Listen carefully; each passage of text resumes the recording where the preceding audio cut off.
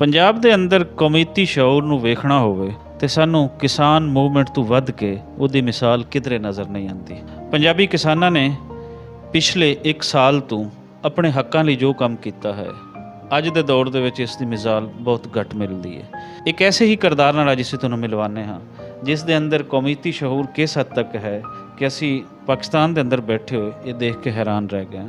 ਇਹ ਸ਼ਖਸ ਇਸ ਤੋਂ ਪਹਿਲੇ ਵੀ ਕੁਝ ਐਸੇ ਇਨੀਸ਼ੀਏਟਿਵ ਲੈ ਚੁੱਕਾ ਹੈ ਔਰ ਯਕੀਨਨ ਉਹ ਸਰਾਹਣਯੋਗ ਹੈ।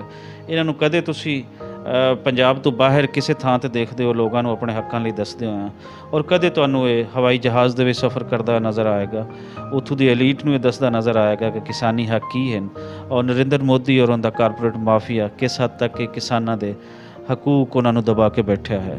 ਇਸ ਵੇਲੇ ਸ਼ਖਸ ਇੱਕ ਪੈਟਰੋਲ ਪੰਪ 'ਤੇ ਗਿਆ ਹੈ ਔਰ ਯਾਦ ਰਵੇ ਕਿ ਇਸ ਦੀ ਬਾਈਕ ਦਾ ਪੈਟਰੋਲ ਪਿਛਲੇ ਕਈ ਕਿਲੋਮੀਟਰ ਤੋਂ ਉਹ ਮੁੱਕਿਆ ਹੋਇਆ ਹੈ ਔਰ ਜਦੋਂ ਉੱਥੇ ਪਹੁੰਚਿਆ ਹੈ ਇਹ ਪੈਟਰੋਲ ਪੰਪ ਉਸ ਮਾਫੀਆ ਦਾ ਹੈ ਜਿਹੜੇ ਇਹਨਾਂ ਦੇ ਹਕੂਕ ਦਬਾ ਕੇ ਬੈਠੇ ਹਨ।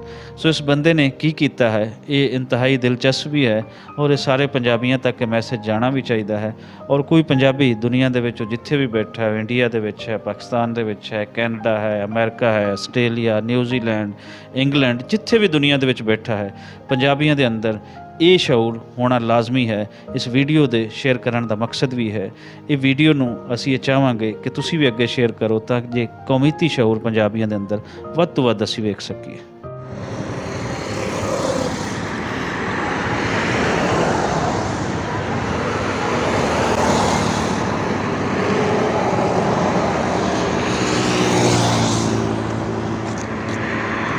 भाई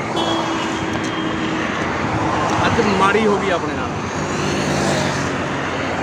ਕਿਤੇ ਰਸਤੇ ਦੇ ਵਿੱਚ ਆਉਂਦੇ ਹੋਏ ਆਪਣਾ ਪੈਟਰੋਲ ਮੁੱਕ ਗਿਆ, ਨਹੀਂ ਦੇਖਿਆ ਗਿਆ ਤੇ ਜਦੋਂ ਪੈਟਰੋਲ ਮੁੱਕ ਗਿਆ ਤਾਂ ਮੈਨੂੰ ਕਹਿੰਦੇ ਭਾਈ, ਮੈਂ ਪੁੱਛਿਆ ਮੈਂ ਕਿੰਨੇ ਕੁ ਦੂਰ ਆ ਪੈਟਰੋਲ ਪੰਪ, ਕਹਿੰਦਾ ਬਾ 1.5 ਕਿਲੋਮੀਟਰ ਆ ਤੇ ਉੱਥੇ ਜਾ ਕੇ ਪਵਾ ਲਈ। ਜਦ ਉਹਨੇ 1.5 ਕਿਲੋਮੀਟਰ ਰੋੜ ਕੇ ਲੈ ਕੇ ਆਇਆ, ਆ ਕੇ ਦੇਖਿਆ ਤੇ ਪੈਟਰੋਲ ਪੰਪ ਨਿਕਲਿਆ ਰਿਲਾਇੰਸ ਦਾ।